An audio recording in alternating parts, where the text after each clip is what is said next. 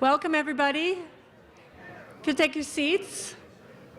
So pleased to see so many people here. Welcome to our first spring open forum, kicking off our spring semester of strategic planning. I am especially excited also to shout out to everybody who's in the ether with us. Welcome as well. I like to start these sessions by just acknowledging the breadth of identities, roles, interests that we have in the room. So I'm going to ask you to put your hand up if any of the following describes you. First, do you teach? Do you learn? Are you somebody who supports teaching and learning at William & Mary? Do you pursue new knowledge as a researcher, as an artist? Are you somebody who supports that pursuit of new knowledge and creativity? Wonderful. Are you somebody who lives in town or in the region? Have you ever been or do you anticipate being a student at William & Mary? Past, present, or future? Have you ever been or do you anticipate teaching or studying or pursuing research at William & Mary? Past, present, or future? That's wonderful. Great. Are you a board member? Can you wave at the room? Are you our rector? Thank you so much for being here. I'm really also pleased to have members of the community who are joining us, and we will continue to do that all spring as we have last fall. I'm going to talk just very briefly about where we are in our strategic planning process, and I'm not assuming that all of you have been involved in it so far, but let me just ask the room, how many have been so far involved in? Okay, so a good mix and a bunch of new folks. I'm really thrilled by that. So as you know, last fall we concluded phase one, crafting our new vision, mission, and values statement, which was approved by Chev just this month. We're thrilled by that. Right now we're beginning to think about the problem statements that we are going to formulate around which we'll build strategy. So we've been in a relatively quiet phase for most of the community, but a very intense phase for 3 of our working groups, subcommittees of the Strategic Planning Steering Committee, as they drill down on the question, what are the dominant trends? How could we forecast the challenges and opportunities internally and, very importantly, externally to William & Mary that are going to matter in the next decade? Because it's around those trends that we are going to formulate problem statements and objectives as we move into the third phase of strategic planning, which is the phase of developing strategies. So this is a really critical inflection point, and we're going to pause in it for a little bit over a month, right now kicking off an engagement with the white papers and the report outs of those subcommittees, and then asking the community in a number of different modes to engage with and feedback responses to those white papers and the research and readings that each subcommittee have gathered for us. So I want to ask everyone in the room right up front and everybody dialing in online to spend some time with at least one of those white papers and the readings that sit behind it, which are up on the web on our strategic planning website, and to give us brief, cogent, and generative responses. What sounds right? What's really hitting the mark? What did we miss? What would you like to hear more about? All right? And take that inquiry around to the rest of this community, everybody you know who thinks themselves somebody who cares about the next 10 to 20 years at William & Mary, and engage them in the same activity. So the leadership and that Strategic Planning Steering Committee, after a little bit more than a month, are going to synthesize that feedback, as we did in the vision and mission and values phase, and reflect that back to the community. And then we'll move forward to develop problem statements, objectives, and strategy around that. Now it's my pleasure to introduce William & Mary's Provost and Chief Academic Officer, Peggy Agoris.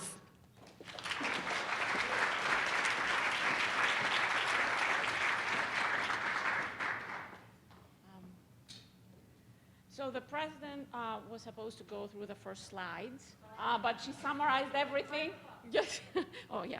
So, and she summarized everything so beautifully. She gave you a preview of the whole presentation. So I'm just going to go in a little bit more detail, but you get the general idea. So our strategic plan has goals. It was not just a whim or something that we enjoy doing for fun, even though some parts of it were fun, at least for me, getting to know the institution and the people. But we have two major goals here, and we want to make sure that the outcome of the process will enable us to address these goals and shape our future in a way that it will comply with these goals and address them. So the first one is we have distinct excellence, as I'm told every day, and every day I'm discovering. And how do we really see ourselves functioning in an environment that is rapidly changing? This is really something that we have in mind every day.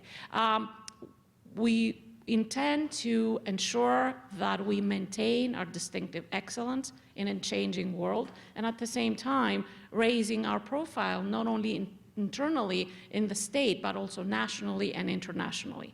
The second goal is how do we do the things that we want to do in a way that provides us some financial security and sustainability and aligns our operational and financial models so that we really perform our academic mission efficiently and effectively. These are the goals that you've heard before, and these are the motivating factors towards what we want to achieve here. Now, the strategic planning process will result into outcomes, but it will not be a static process. It will be a cyclical and interactive process that will refine itself as we move forward. So in order to be able to capture what William and Mary is and who we are, we started by looking at our vision, mission, and values, and we use them to guide us throughout the process and beyond. So because this is going to be a continuous strategic management approach, today we're going to start by looking again at the things that are at the heart of this. Before we get to talking about what you already know about the process of establishing again and refining our vision, mission, and value statement, let's remember the process as we described it in the beginning. There are three phases to the process. The first phase is the phase of setting and actually looking back and looking forward with respect to our vision, mission, and values. This is a process that has been completed, but I'm going to go into more detail in a minute. The second phase is the environmental analysis process. This is the phase that really allows everybody to come forward and observe and communicate, and for us to discover what is happening, what is on people's minds, and what are the issues that we see. And the third phase is the phase where we bring everything together, like the president said, to synthesize and figure out what the problems are, what our objectives are, and how to address them. So right now, if you see, there is a line that shows exactly where we are. We are towards the end of phase 2, our environmental analysis, and we're getting ready to start phase 3. Which is going to be, again, a very exciting and interactive, all-engaging process. So, vision, mission, values. The process has been long in the sense that it wasn't an overnight description of things that we have in mind. It was a process that started with the formation of a group in May, which is months before I arrived, and it culminated into getting our board to agree and actually to endorse this enthusiastically, if I may say so. So this is a process, a phase that has been completed, and that it resulted in not only in having the statements, but also having something that visualizes them, and we're going to look at that right now. I'm sure that you've seen that. William and Mary transcends the boundaries between Research and teaching. Teaching and learning. Learning? And living. People come to William and Mary wanting to understand and change the world. And together we do.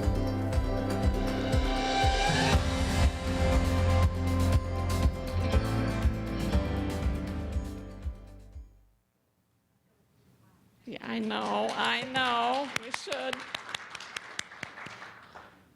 And then,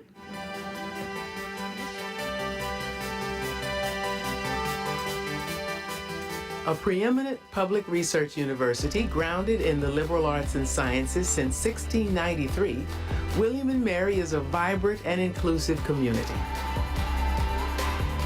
Through close mentoring and collaboration, we inspire lifelong learning, generate new knowledge, and expand understanding. We cultivate creative thinkers, principled leaders, and compassionate global citizens equipped for lives of meaning and distinction. William & Mary convenes great minds and hearts to meet the most pressing needs of our time.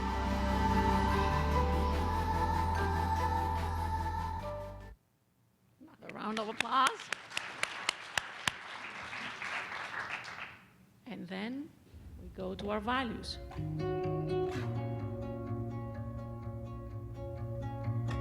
Accomplishing our mission requires that the entire community work together as stewards of the core values that infuse our collective effort.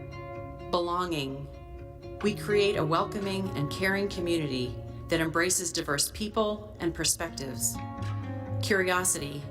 We foster an open academic environment that champions intellectual agility and inspires creativity in the discovery, preservation, application, and advancement of knowledge. Excellence. We aim for the extraordinary, recognizing that personal growth and meaningful accomplishment require bold and innovative aspirations, courageous risk-taking, and focused effort. Flourishing. We create conditions that ensure William & Mary will thrive for all time coming, and we empower those who live, learn, and work here to make choices toward a healthy and fulfilling life. Integrity. We are honorable, equitable, trustworthy, and committed to the highest ethical standards in all that we do. Respect. We treat one another with mutual respect, recognizing and upholding each person's inherent dignity and worth. Service. We engage with individuals and communities both near and far, devoting our knowledge, skills, and time to serving the greater good. William & Mary is a community that fosters deep human connection. We reflect on the lessons of history to meet the challenges of a rapidly changing world. We engage diverse perspectives and seek wisdom in bridging differences. Together, we are unceasing in our efforts to make a meaningful difference in our communities, the state, the nation, and the world.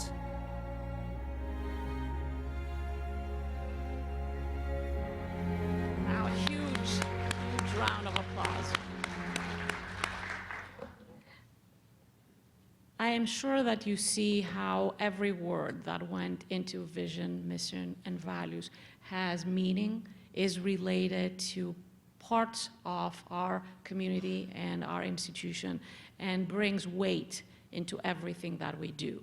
So I'd like us all to remember as we move forward how much effort was put into capturing in a few words the essence of an institution as old and as significant as William & Mary.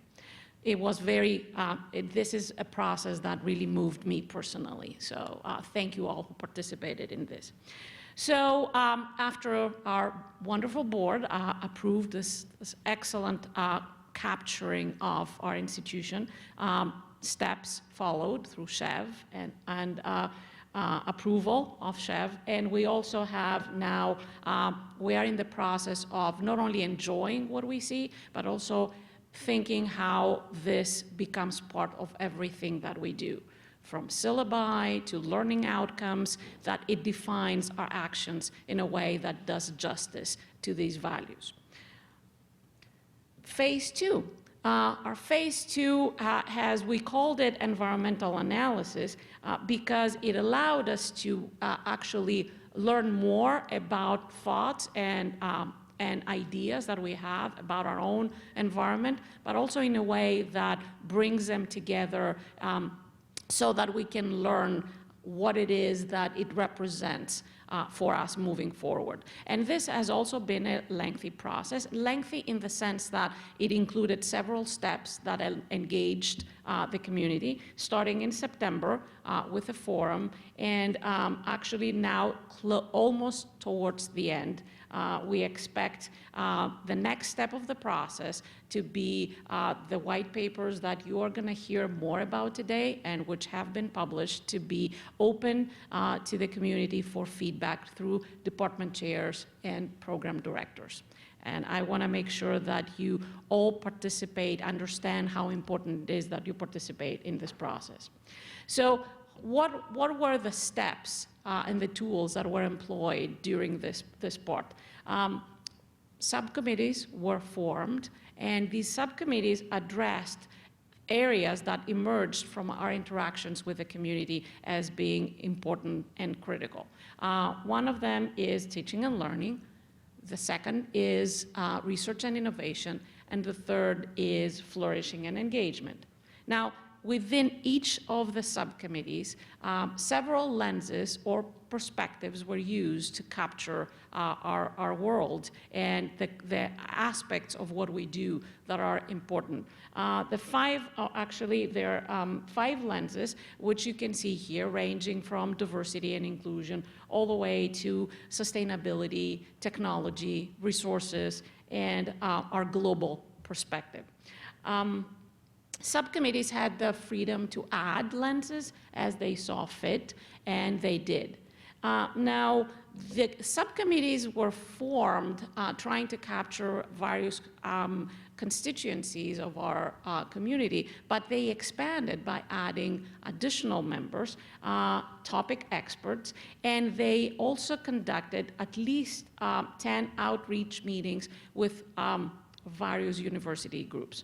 So this was a process that included suggested readings, not only what we do, but also what we would like to do or what we have seen others to do.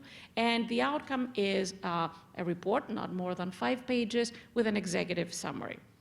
So I'm gonna really here stop and turn it over to our subcommittees to give you an update of what the process has been and what the findings were, starting with teaching and learning, and the co-chairs of the subcommittee being Steve and Kathy.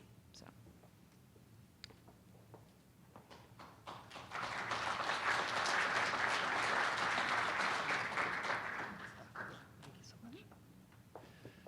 Hi, I'm Steve. That's Kathy. It really was a great honor to be part of this process. I have to say it's been, I know Kathy will agree with this, one of the more rewarding experiences of nearly a decade at William & Mary now. Teaching and learning at William & Mary is kind of a daunting topic to try to summarize in 5 pages. And somehow we managed to do at least, you'll see and you'll be the judge of it, but I think we captured some things. And the reason for that is that there was a lot of consensus in the work that we did around campus, talking about what makes William & Mary and teaching and learning really special. As you see on the first slide here, our committee was quite diverse. It represented different professional schools, different perspectives, different disciplines. I do want to mention, you'll see no VIMs up there. It wasn't for a lack of trying. We just had real difficulty scheduling, and we did reach out to several people at VIMs to make sure that the VIMs perspective was included. Mark Brush, for example, Linda Schaffner, Carl Friedrichs, who's on our Strategic Planning Committee. So I just want to make sure, you know, that could be a glaring thing otherwise if you notice that. We also had some separate meetings with staff members who were suggested to us by the Staff Assembly to be sure that that perspective was included as well. But that was the group of 10 who kind of got the process started, and we have to thank them so much. Many of you are here, if not all. It was really a wonderful thing to work with you all. Wonderful online contributions all the way along. And in person as well. So here's the process that we decided to use as a group in figuring out how to break down this enormous topic of teaching and learning at William & Mary into something a little more manageable.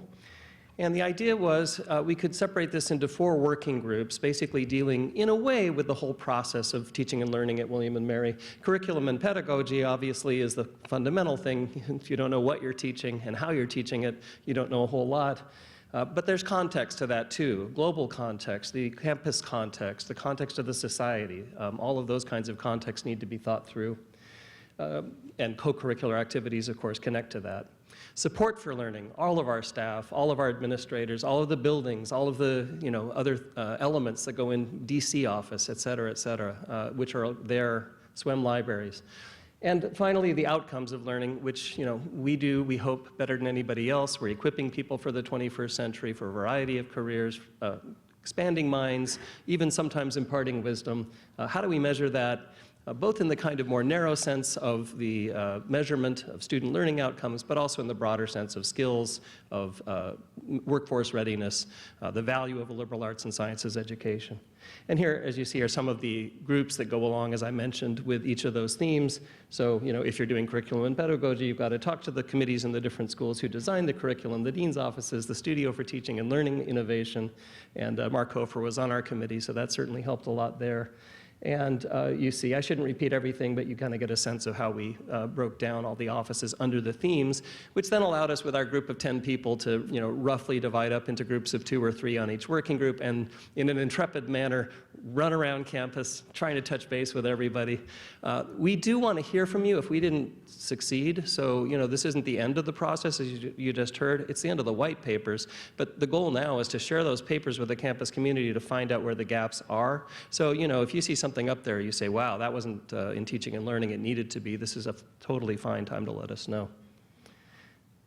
And then our lenses. We just added one, and that was the William and Mary reputation sort of lens for teaching and learning. We decided that was a separate lens because it kept coming up, as you'll see in a moment, in a lot of our interviews, that people want to make sure that the William and Mary brand, and actually people start using that word now. It used to be, kind of taboo, but people say it. They want to know whether that's going to endure in the 21st century. Is a William and Mary degree or diploma going to mean what it has always meant, and how do we measure that? Does it work nationally? Does it work globally? So here's some overarching questions that we use as a guide for all of the working groups across all of the topics. We did allow our group to be, able to adapt these questions, change them a little bit for different groups. We use these, for example, also on a Qualtrics form we use for faculty assembly. And they're obvious ones, right? What are you doing well currently that you really think we need to know about, and where are there areas that William and Mary could do a little bit better? What are the cutting-edge approaches that you find most interesting in teaching and learning? And here's a place we were able to link to what's going on outside of William and Mary. So of course that's in the environmental scan and the various readings that we've shared with you all, but also we allowed our constituents, our stakeholders, to tell us, here's a place MIT is doing this, or Stanford is doing that, and those are all listed as an appendix for the report. So you can see the various specific other institutions that were mentioned by our colleagues as places they look for teaching and learning innovation. Going along with that, who are the peer programs that you admire, that you want to emulate? So kind of in line with the vision, mission, values, we wanted everyone to tell us what are the things, not just that you're doing well, but cherished principles of William and Mary teaching and learning, the things that should be preserved no matter what. And over again, people tell us it's collaborative teaching, and very much in line with our own vision statement, across the boundaries, that break the boundaries of disciplines, that break the silos of professional schools. And that's exciting for people here at Liberal Arts and Sciences University. There aren't very many of those. There's Liberal Arts and Sciences universities that are huge research places with a lot of silos. There's small liberal arts colleges, but there are very few in the sweet spot that allow for collaborations across boundaries because of the smaller size. Although, as we'll get to a moment, Kathy will talk about this, it wasn't always easy to exercise those opportunities. So, the flip side of cherishing that collaboration was that a lot of people told us, gee, we really wish we could do this more easily. We wish the systems were sort of designed and set up to incentivize and support those collaborations more. Research-based teaching and learning was just ubiquitous. So across all the professional schools, all the graduate programs, but of course also the undergraduate programs, people told us William and Mary education is research intensive. It's getting your hands dirty. It's bringing students into the lab. It's bringing them into the co-publication process with their faculty mentors. This was something that was, kind of a sine qua non for a lot of people, and they wanted us to know that. Sort of connected to that is the personalized mentoring. It doesn't always have to be in the research context, obviously, although in many cases it is, but faculty everywhere at William & Mary, and those who support the faculty, some staff members told us too, they get to know the William & Mary students. They forge bonds with the William & Mary students, and these last well after graduation, so they keep a loyalty to the university, which is one of the reasons we're the #1 public university for alumni giving. Those bonds that are forged in the classroom don't just end with graduation, because they are indeed so personal, so reciprocal, and they involve the students themselves very directly. That's something too that people said was a hallmark of this place. Global and experiential learning, finally, was something that we grouped together because there's some similarities here, kind of in the context of learning. This is a place that is not only #1 for study abroad participation in the entire United States for public universities, but also a place where experiential learning in all of its forms is really available. It allows people to do service learning easily. It has all sorts of student activities, athletics. You know, there are so many things you can get involved in here that take you out of the classroom or out of the curriculum into co-curricular activities, into the community, obviously also into business opportunities. So entrepreneurship, internships, externships. These happen in the graduate programs as well, and so that was a hallmark that people wanted to tell us about. Finally, for me, before I hand it over to Kathy, are the trends in higher education. And these are ones which we saw sort of similarly, as you'll see in some of the other reports. Changing demographics, we have to be ready for that. We all know it's coming. It is inexorable. We're going to have a much more diverse society in the United States, and not in a misty future, but in the next 20 years. By 2040, the estimates are thereabouts will be a majority-minority nation, but those kinds of benchmarks are being hit much earlier for younger generations, obviously. And so we need to be thinking about how to teach in a different context where that multiculturalism is just a normal state of affairs. And expected by our undergraduates and our graduate students as well. And of course, going along with that, the challenging decline of the number of high school graduates that may make it harder to compete for the best and brightest. New educational technologies and modes of curriculum delivery are mentioned by everybody as a huge trend, and we know a lot of those things that are going on in terms of distance learning, in terms of mixed learning, lifelong learning opportunities, data analytics that allow us to see what the learner is absorbing in real time in many cases. If it's online, there may be ways for the online learner to be getting feedback almost instantaneously based on his or her responses to what they're inputting.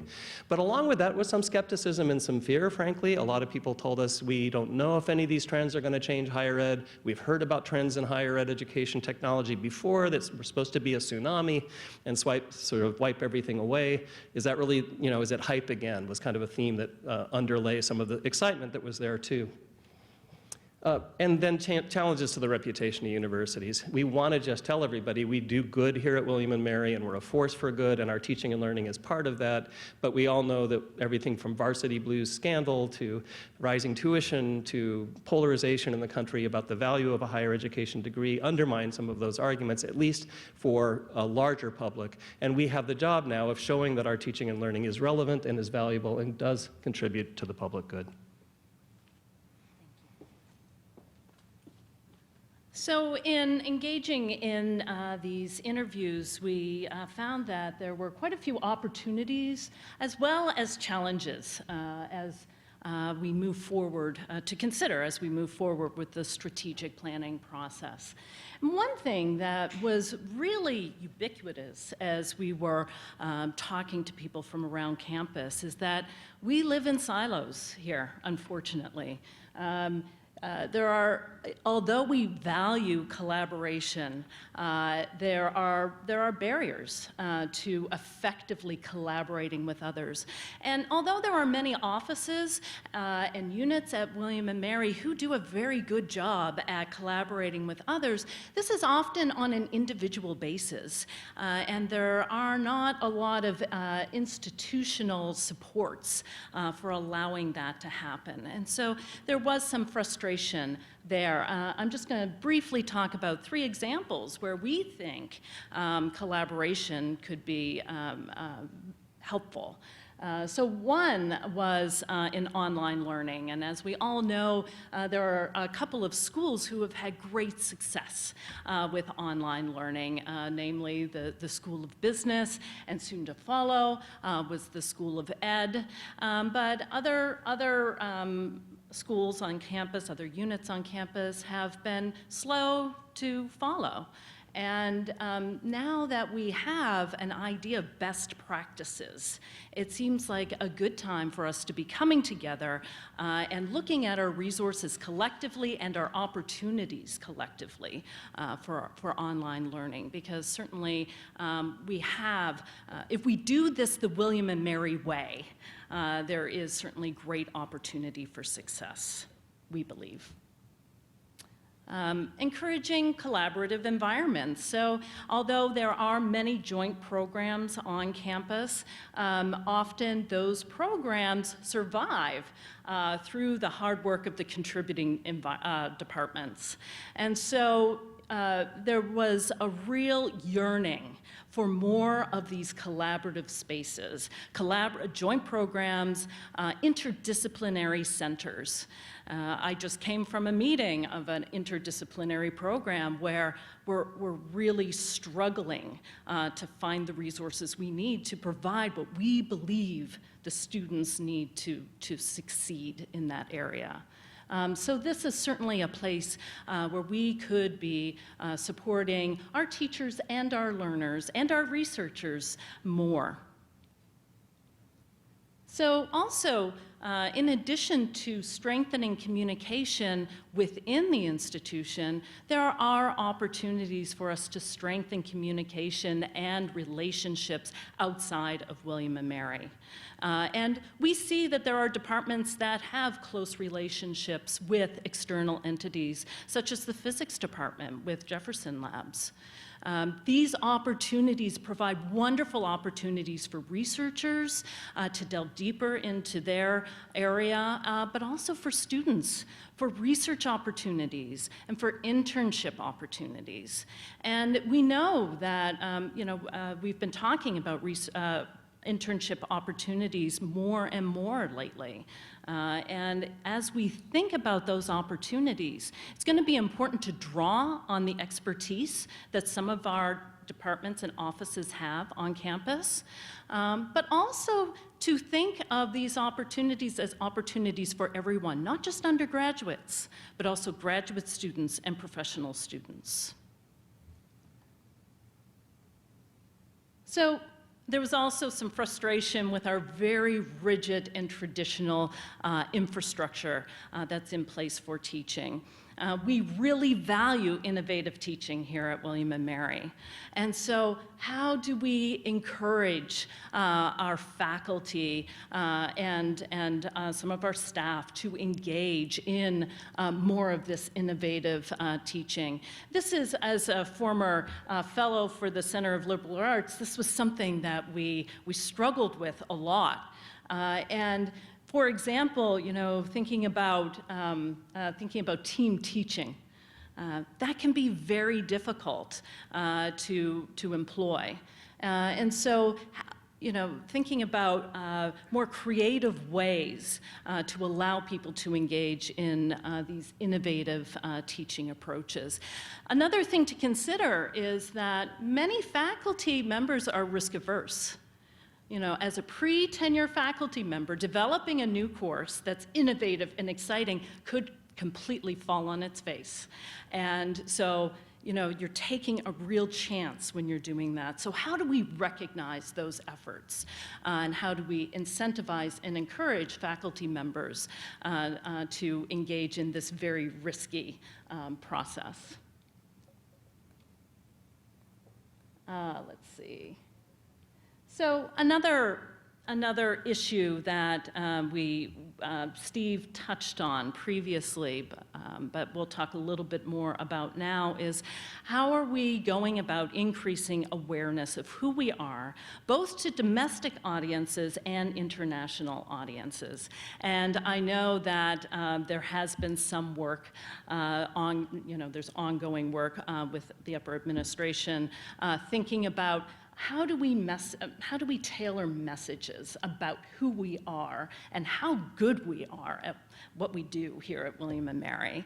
And we think going forward that's going to be really important to mindfully tailor these messages for broader groups of people. When you think of the William & Mary student, who do you typically think of? Think of the 18 to 22-year-old student. But increasingly, there are going to be opportunities for lifelong learners to be here on campus and learning online. So how do we draw them here, but our job's not over there? Once they're here, how do we support them? And how do we ensure that we make learning welcoming, our environment welcoming, and learning accessible for all? So I think there are several opportunities here, but also lots of challenges for us to mull over and consider as we move forward. Thank you.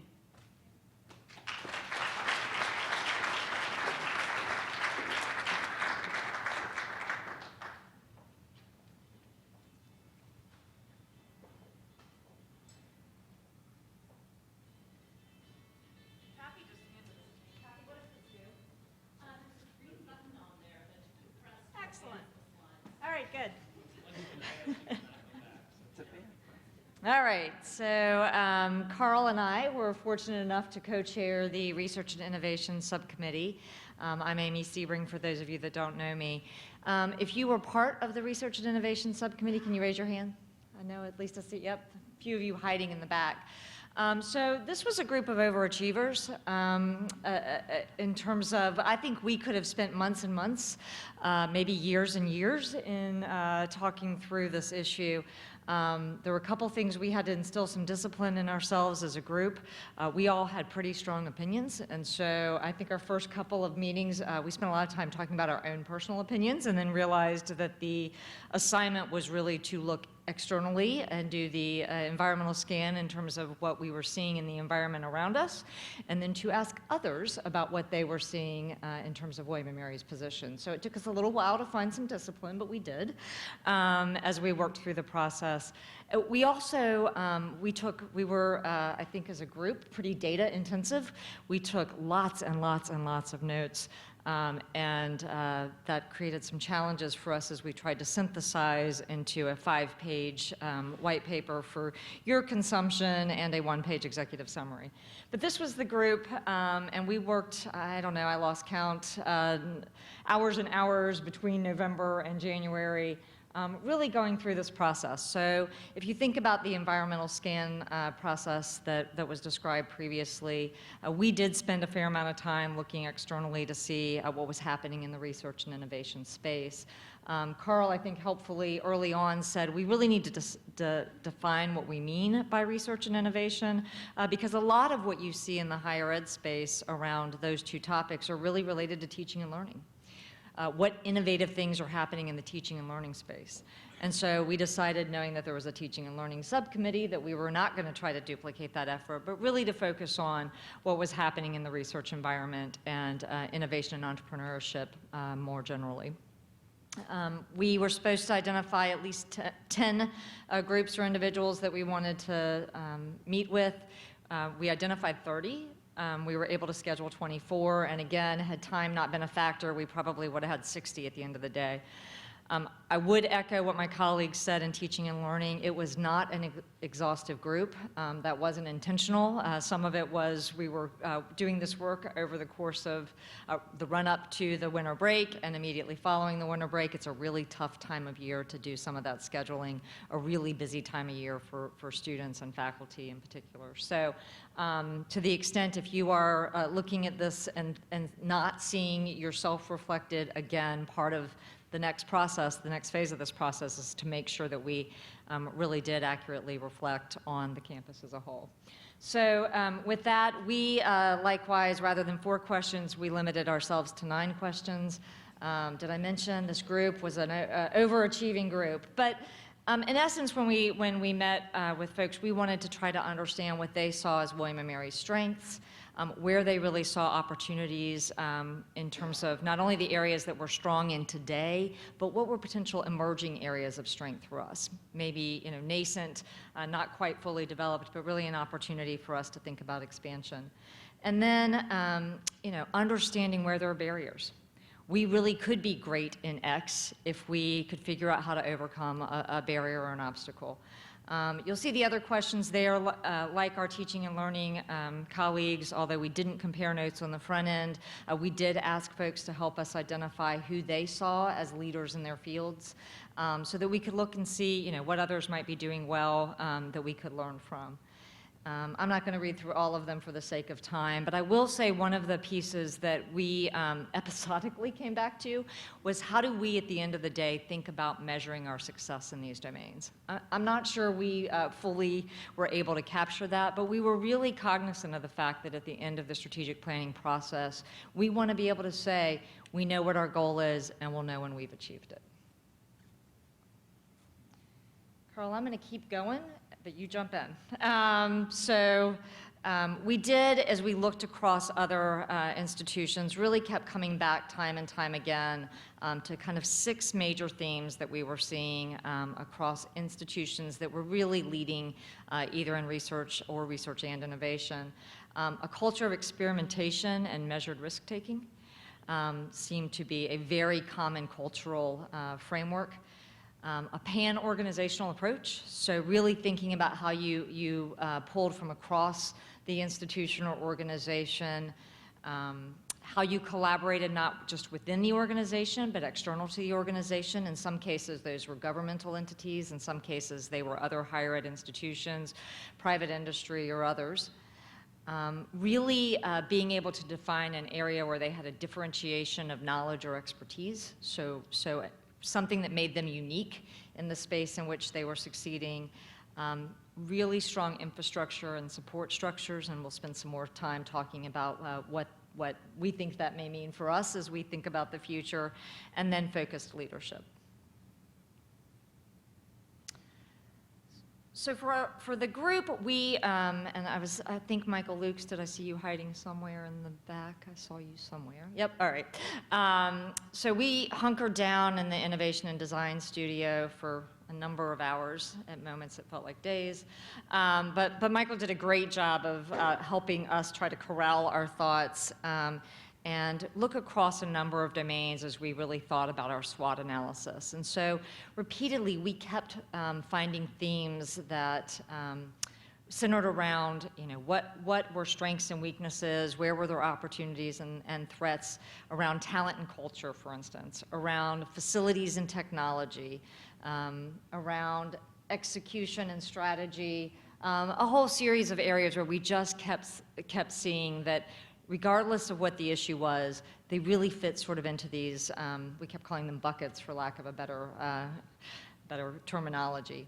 But as we worked through that, what we found repeatedly, and these, again, we didn't compare notes across the subcommittees until the end, but we found themes that'll seem really familiar if you were paying attention to the teaching and learning group. Reducing silos. That was one in every conversation that we had. Folks identified silos as a real potential challenge for us, and one of the things that we needed to focus on if we were going to be successful in this space going forward. We spent a lot of time talking about how we could differentiate William & Mary from others, and what was unique about William & Mary that we could bring to this space.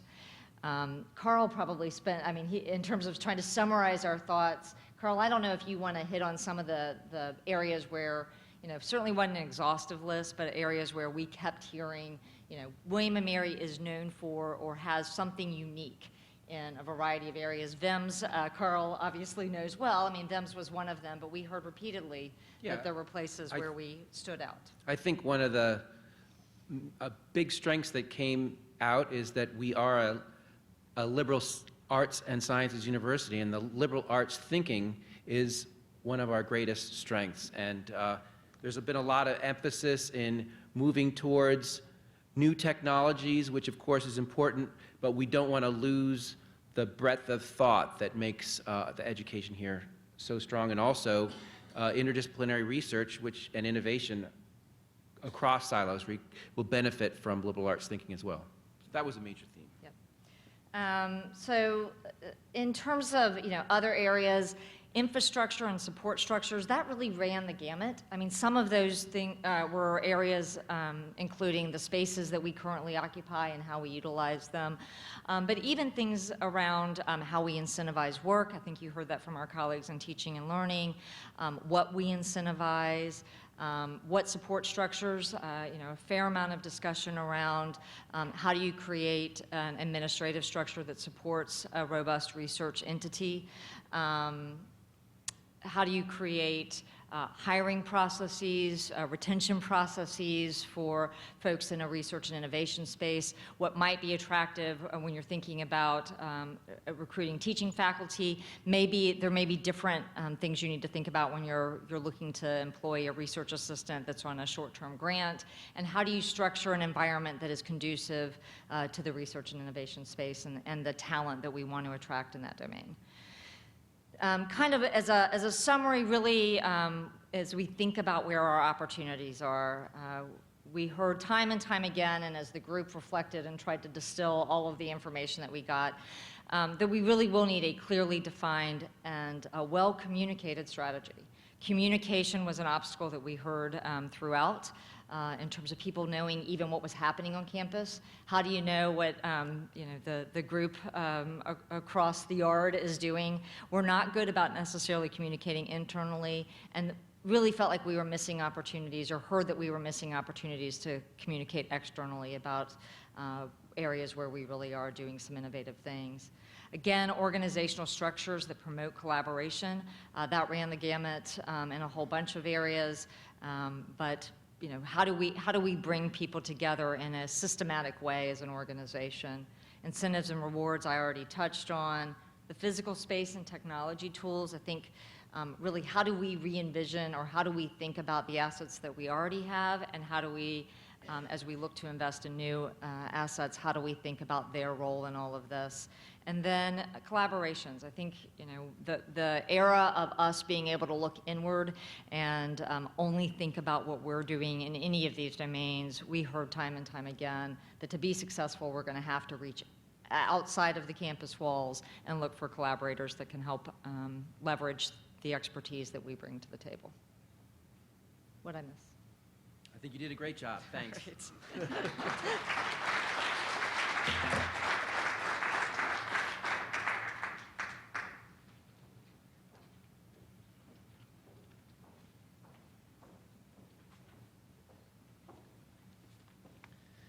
Suzanne and I had the pleasure of chairing the Flourishing and Engagement Subcommittee, and we want to express our thanks to the very dedicated members who helped us with both our external and our internal scanning.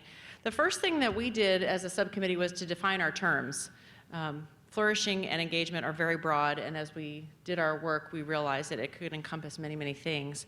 In terms of flourishing, we decided to look primarily at the conditions that promote long-term institutional thriving. So what is in William & Mary's best interest in the long term to help us be our best for all time coming? And then the conditions that promote individuals flourishing in their work, in their studies, and in their lives. In terms of long-term institutional thriving, we talked specifically about anticipating, adapting to, and transforming for change. So as we were looking at the change that was upon us, or that is upon us in the world at large, what are we going to do to adapt to that? In terms of individual thriving, we looked at relationships, and particularly belonging and involvement, and people's experiences in those domains. As far as engagement is concerned, we defined that and decided to look especially closely at what contributes to strong and enduring relationships, the essence of shared governance, co- and extracurricular opportunities, and again, belonging and involvement. Covered both areas. For our external scan, we looked at the popular and the higher ed press and talk with one another about the themes that we were seeing in our areas of practice. And Suzanne will tell us what the themes were that emerged from that external scan.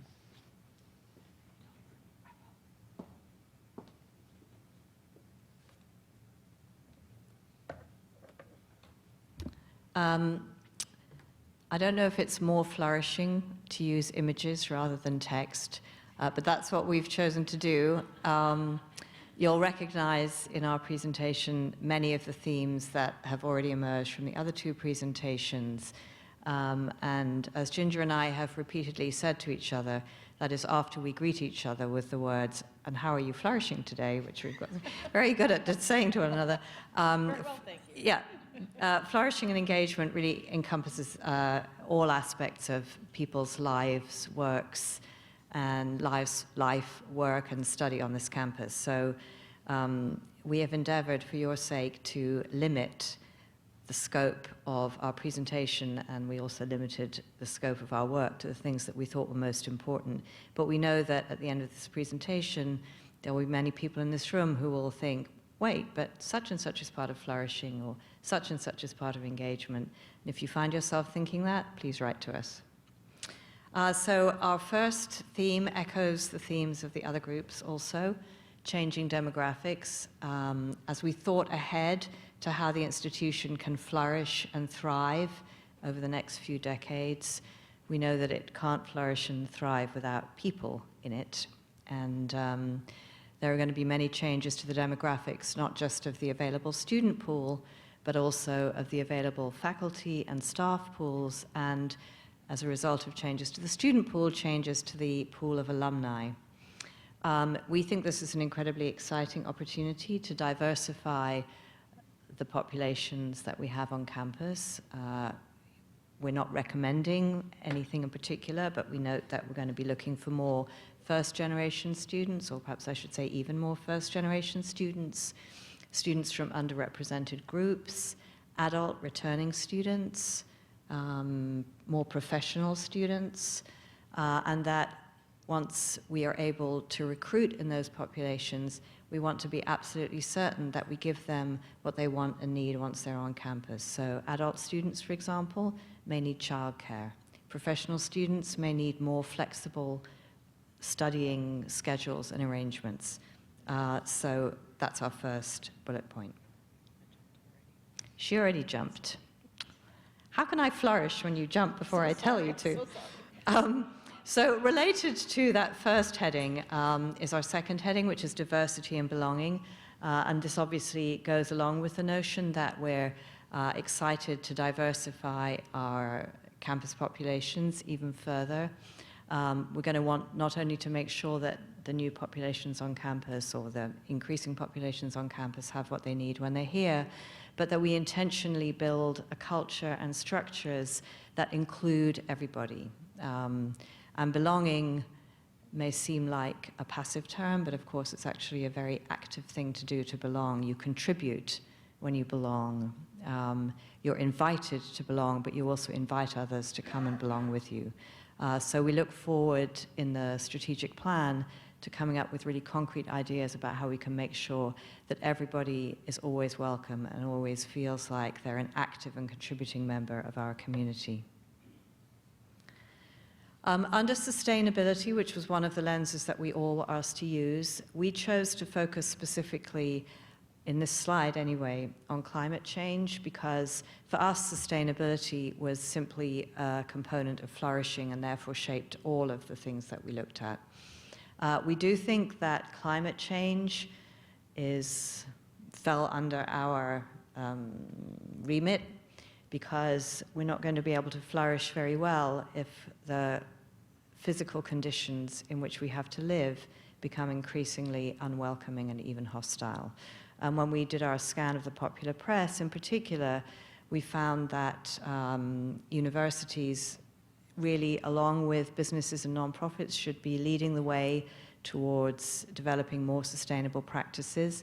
We noticed that, we're happy that we've committed to carbon neutrality by 2030, but we're going to probably need to do more than that. And we also noticed an increasing trend in the advice that we read in the press to incorporating sustainability programming into a whole range of campus experiences, rather than having it siloed, to use a term that we've heard a number of times today already, in one place. The other thing that we see as we look ahead is uncertainty in the funding model for higher education. State funding is, well, I don't know if it's unpredictable, but it's certainly not going to increase. We're nearing the end of a very successful campaign, but philanthropy isn't going to be able to do everything for us. And, we will hit, probably already have hit, the limit for tuition increases. So we're going to need to be really creative, imaginative, and agile in figuring out how to have financial infrastructures that can shift very quickly in response to changes in the financial environment that we can't necessarily predict right now. The next area that we thought about, which is also, all our areas are kind of interlinked, I think, is that increasingly employees, students, families, alumni are going to be asking for accountability, transparency, and value for money.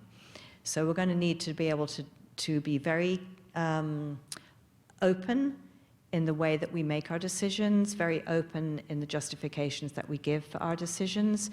We're going to increasingly find that philanthropic givers are going to want to know what the outcome of the money that they, or the time or the treasure that they, their talent that they gave, what were the concrete outcomes from that. Parents are going to want to know where their tuition dollars are going. Students are going to want to know where their fees are going.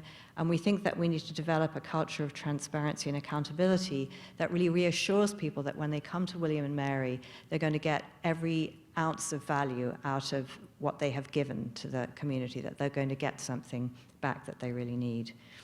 And related to that is the change, and we've heard about this already this evening, so I'll be quick on this one, changing role and perception of higher education. As we all know, the reputation of higher education has taken a beating in recent years, and we're going to have to be very strategic, not only in meeting the demands of all the constituencies who have a stake in William and Mary, but also in figuring out how best to present ourselves as valuable, not just to the Commonwealth, but also to the country as a whole. We've also heard about developments in technology, so I'm not going to spend all that long on that, except to say that under our remit, in addition, I think, to educational technologies, we found ourselves thinking about technological tools to drive more efficient, more inclusive infrastructure and communications. We read one article that talked about digital tools that actually promote wellness and health instead of making you sit in front of your computer weeping because you can't quite make the software work. So we're wanting to see digital innovations that are also mindful of what the kinds of satisfactions that people really want to feel at work. It's not just about efficiency, it's about structures that make you feel you belong. And related to that, our final external finding, our final external theme is wellness. I'm sure that absolutely everybody in this room has noticed that students are increasingly wanting and making use of the wellness services on campus, whether that's mental health or physical health. We think that the need and demand for those services is only going to increase, and it's going to come not just from the students, but increasingly from employees who are going to want more and more wellness programming. We see this as a crucial way of enhancing feelings of belonging and feelings of flourishing. So that's our final thing. And now Ginger's going to talk to you about our internal scan. So for our internal scan, we interviewed colleagues, students, faculty, and staff in approximately 17 focus groups, give or take, during the same time frame that Amy was describing.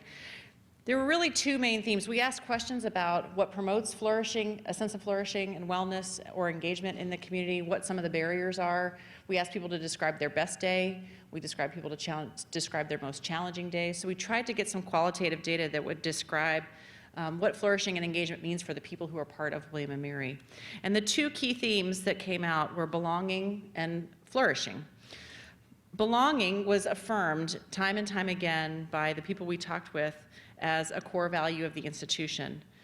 But members of the community described conditions that hinder a sense of belonging, such as concerns about gaps, both experiential and structural. The word silos came up in our conversations as well. And the things that keep us from interacting well with one another across different communities on campus. In terms of flourishing, another goal for us should be to achieve balance between offering productive challenges in the workplace and the academic setting, and the need to be flexible and supportive in our structures and policies that prevent overload and stress for students, faculty, and staff. So those are the key themes that came out of our many discussions around flourishing and engagement. A couple of thoughts on conclusion from our white paper. The two overarching goals of the strategic plan were reinforced in our work, and the things that we heard aligned well with the trends that were identified and the goals of the plan. Some of the things that we recommend or that we think need to be taken into account as we move into phase 3. To reach our goals, we need to be increasingly holistic in our thinking, integrative and consistent in our programming and our messaging. Again, that goes to the integration within the institution and breaking down of silos. We talked about developing flexible organizational and operational structures and policies so that we can respond rapidly to the changes in our environment. And a sense of vigilance. We need to pay attention to what the changes are so that when we need to adapt, that not only are we capable of adapting, but we're ready to. And then finally, demonstrating and disseminating the value of higher education and its relevance to the life of both employees and students to what is an increasingly skeptical public. Thank you.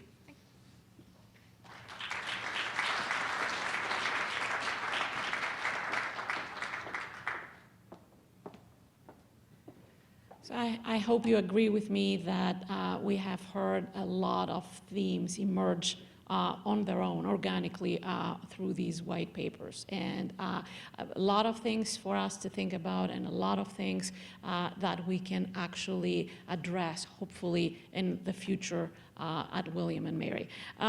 Since we have been talking a lot about the words and what they mean in our vision, mission, values, a wonderful board member did something very interesting.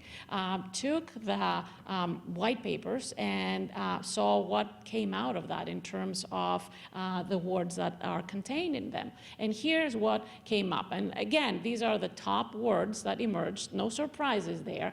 But I think that you can agree that what this represents is actually what we hold dear and who we are in just a few words. No surprises as far as I'm concerned, but also a great way to wrap up this kind of process that we heard today and actually to get ready for the next step, which would be the synthesis aspect that we have been talking about.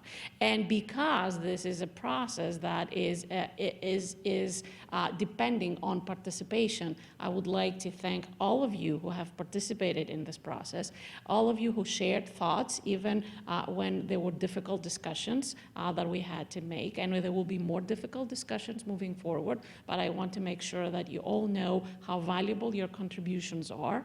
I'd like to thank you again for participating, thanking the members of the committee, the committees and the leadership that steered all these wonderful thoughts and ideas.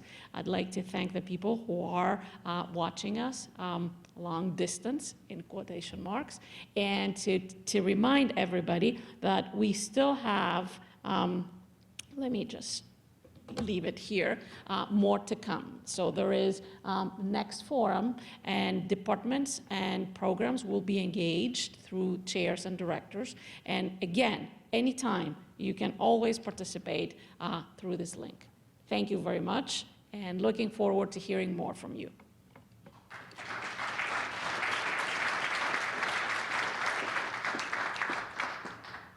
Okay, that was wonderful. I'll echo my thanks. We're going to say goodbye to the folks online and then do a little work in the room for the last 20 minutes that we have together here. If you want to take a second to just sort of stretch and swing your arms around, pass a Frisbee to each other, anything that feels good to get you lively. We are going to be focusing on